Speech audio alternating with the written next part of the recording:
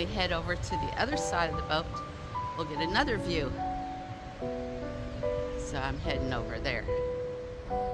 That's what it looks like on the other side of Castries, St. Lucia.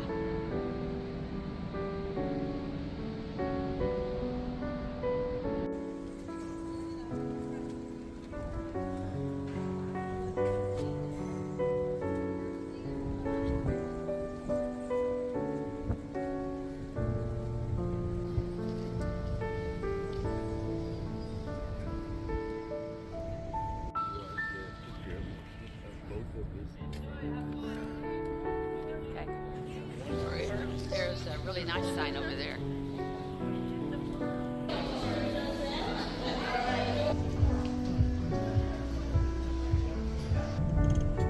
Now, down here, our population today is roughly about, 183,000 people live on island. The Roman Catholic Church is also known as the Basilica of the Immaculate Conception, especially in the year 1956. It could take a capacity about 2,000 people. Okay, folks? It's 100 by 200 feet. Yeah, with their book, man.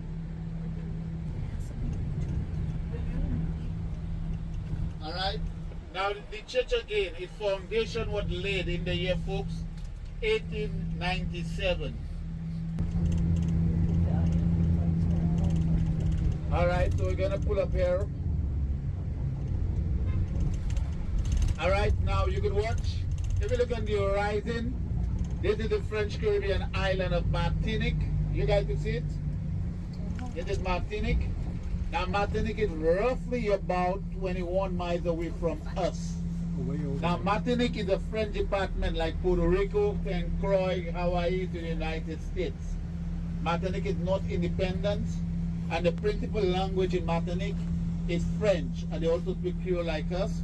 So down there, that's why you take the ferry to go into Martinique, where you can see the ship down there with the crane on board. That's why you take the ferry to go into Martinique.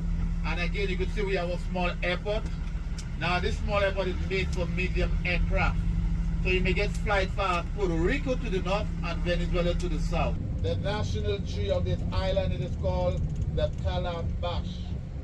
I repeat, Calabash. The Calabash tree. Okay? Now, yes, you could either take it, you can make plate utensil out of it, you can make gaudy, you can make instruments, you can carry water. It grows bigger than this too. It grows much bigger than this. Yeah, like a basketball too. Yeah. What does it taste like? What it tastes, the fruit inside of it is not edible. Oh. The only time you could eat it only once. Okay. We figured that out is what I want to know. So yes folks, so this is the national tree of this island, the Calabash tree. 4 levels. We have the attic, the 2 middle floors, and the basement. It sits on 8 acres property. It's about 800 feet above sea level. I'm Jeremy.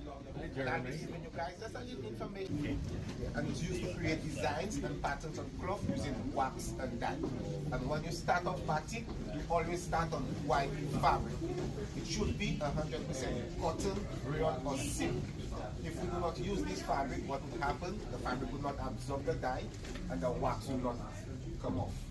We also do 3 different designs: the pencil scale design, the freehand design, and the stump design. So for our stump design, we'll choose a stump of our choice. It's made out of copper. We will dip into our melted wax and we'll just apply it to the fabric. Our second design is the freehand design. We use ordinary painting brushes. We will dip into our melted wax.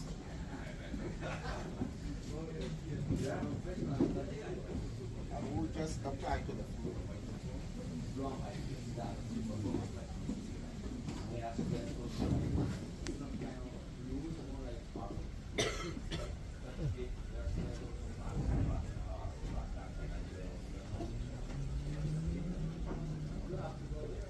And that is just the wax on the fabric.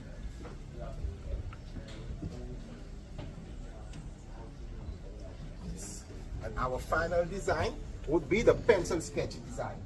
So if we choose to create a wall hanging, we first sketch our line here. Then you would apply melted wax to the areas you want to keep sealed or protected from the dye. And the types of wax we use here, beeswax and paraffin wax. If the beeswax, is that how you get your color? No. Okay. Our first step would be to add the fabric in color. We use vegetable dye, and we start with the lighter colors first as our tones and shades are built. Each color needs 24 hours to set into the fabric. So the more colors we use, the longer it takes. And any color, we apply the wax over, it will remain that color in. And our final step would be to boil the piece. And when you boil that piece, all the wax comes out, excess dye comes out, and the design is refilled. And in order for you guys to look a true batik piece, can I give you guys the secret? Same design has to be on both sides. Any questions? Right. Well, if no, Say that again? That's what cocoa looks like on the tree? That's what the cocoa pods look like. Oh, And look. They're Inside white. Are the cocoa beans. ah. And beans.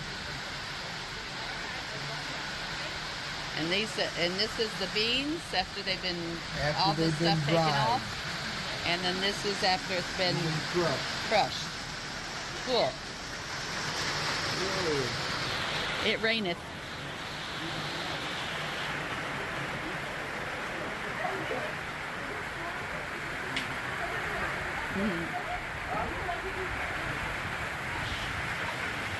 And Alright, so to begin, who can identify this? What is this? a cocoa pod. A cocoa pod or a cacao? That is correct. How does it work? Well, our farmers go up to the tree and they would hand select those based on the texture, the color, the feel, the weight of it. It looks like this on the inside. It is white on the outside and brown on the inside. Now, mind you, the locals, we actually enjoy sucking on the seed. I've coined the phrase, I call them jungle M&Ms, and that works, yeah? So, the beans are placed in the sun for 7 to 10 days to dry. The best dried beans are then chosen for the roasting process. What the roasting does, it would separate the husk from the bean, which allows easier access to the butter found inside the bean. And of course, these beans are roasted for 45 minutes for taste and quality purposes. A quick side note, the white flesh around the bean that I refer to as the jungle M&M can be made into a very common household kitchen ingredient. It's used in fish, in your salad, even in your seasoning. What comes to mind? What comes to mind? It can No be idea. used as... What do you smell? Butter, Vinegar. vinegar. Yes. Oh, it's a vinegar. Indeed. Have a smell? To pass it around? Yeah. So, after the beans are roasted for 45 minutes, we move them across to what's called the grinding machine. And that machine has 2 granite stones which we crush and pound the beans into a butter. It then becomes a paste. Now at that stage we add our local ingredients. You have grounded vanilla, cinnamon, ginger, mint, even some sugar. And we allow it to mix and to grind for 48 hours or 2 days. In the end, we would shape and mold the chocolates respectively. At the moment, we have 7 flavors. We have the 70% dark, the 72% dark chocolate, the dark milk chocolate, sea salt with almonds, mint, coffee, and lastly we have ginger. And of course, ginger being good for nausea and upset stomach. Ladies and gents, you find all of these upstairs at the Batik for you to indulge. Have a good day. Thank you. All right? Thank you. Thank you. A pleasure. The men's room and the ladies' room.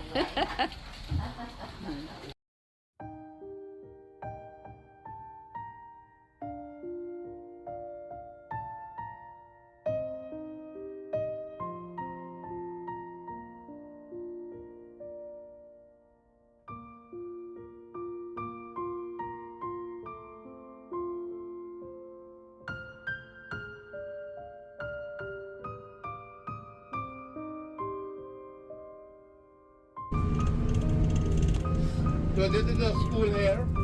Now this school is called the Boca Secondary School. And as I indicated to you, all schools on island where you're from.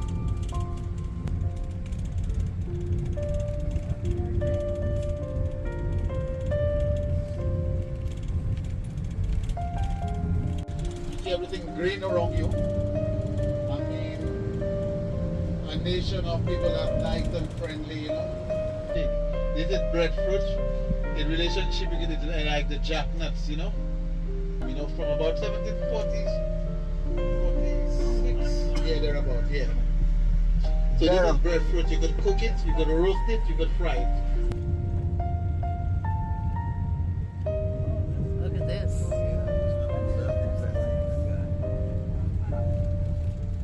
All right, so folks.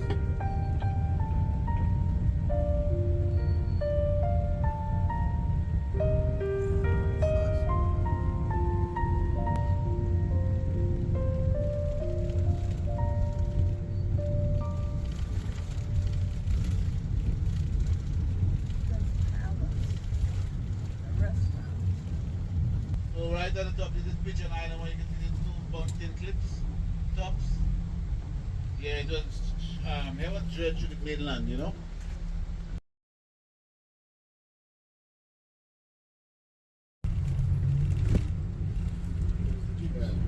The buggies turned back. They came a different direction.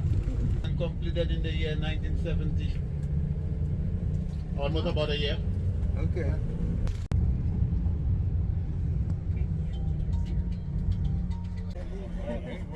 Tastes too good for words.